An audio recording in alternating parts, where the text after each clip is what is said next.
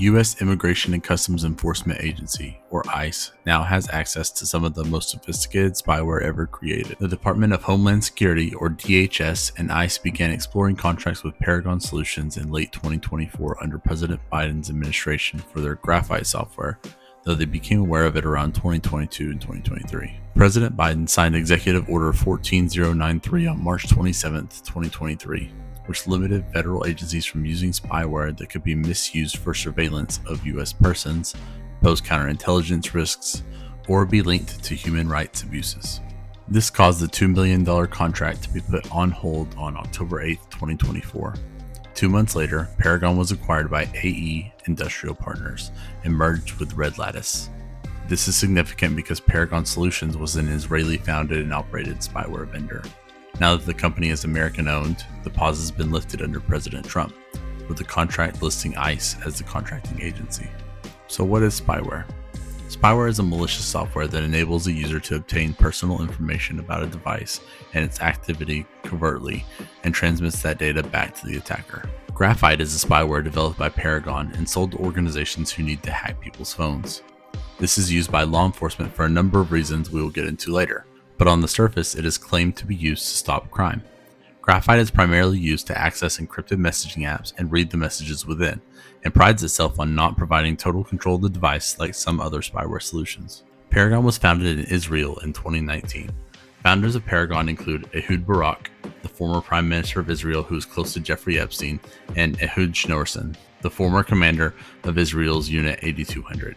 Ehud Barak was criminally investigated for corruption, though he was never charged and was involved with Epstein before cutting ties with him.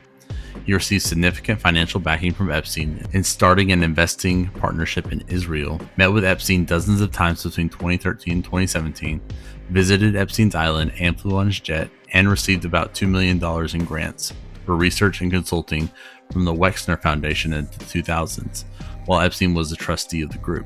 Ehud Schneerson was commander of Israel's Unit 8200, an intelligence corps in the IDF.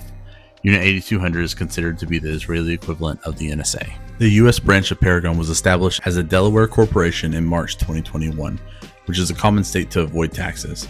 In October 2022, obtained a certificate to do business in Virginia, common amongst companies who do work for the U.S. military. Paragon US has leadership connected to the U.S. government, CIA, Navy, Twitter, and L3 Harris, the defense contractor. On December 13, 2024, Paragon Israel was transferred to a new U.S. company called Paragon Parent Inc. for $500 million with an additional $400 million dependent upon performance. This new Paragon Parent Inc. was registered October 7, 2024, funded by AE Industrial Partners, who fund and purchase many aerospace and military contractors, with the intent on merging Paragon Israel with Red Lattice. Red Lattice is a cybersecurity company based in military Layton, Virginia, whose board includes Andrew Boyd, who is the former senior executive at the CIA and U.S. Air Force, and James McConville, the former chief of staff of the U.S. Army. The spyware they create and sell, Graphite, has been used by agencies in Australia, Canada, Denmark, Israel, Cyprus, Singapore, and now the United States.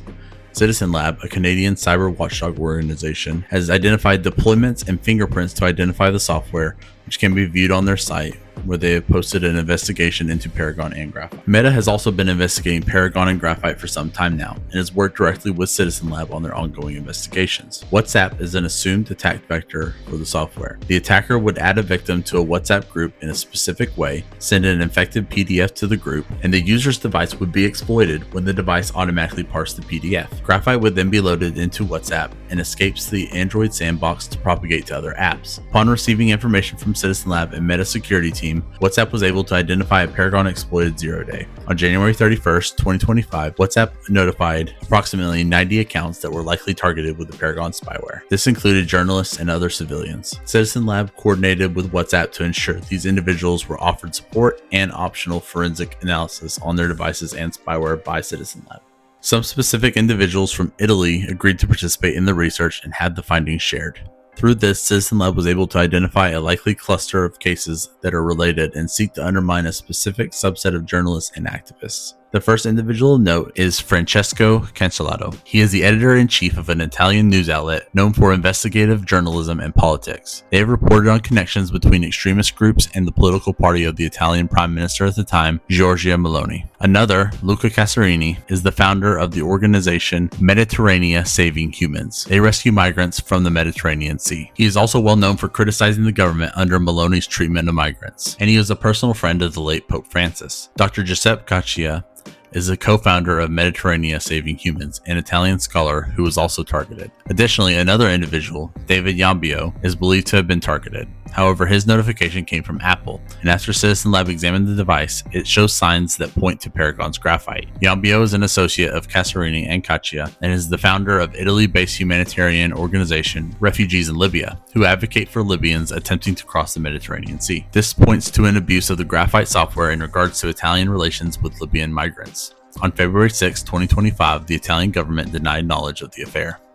That same day, The Guardian reported that Paragon had canceled their contract with 2 Italian customers. A second report from Haaretz implicated a law enforcement agency and intelligence agency in Italy as the 2 customers. On February 12, 2025, the Italian Minister for Relations with Parliament confirmed the government was a customer of Paragon. They were still a customer of Paragon, and denied that national intelligence had spied on these targets. That same day, the director of the External Intelligence Service confirmed that they had deployed Graphite on multiple occasions, but that they hadn't spied on journalists or activists.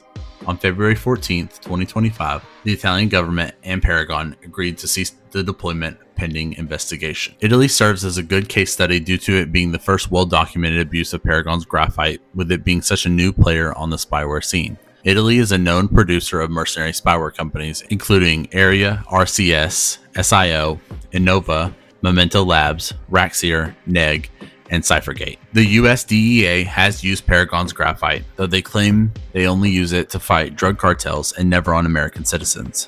The DEA has not stated what is done with data collected from non-US citizens, that is, the data of American citizens. Additionally, ICE has other methods of gaining privacy information besides the spyware.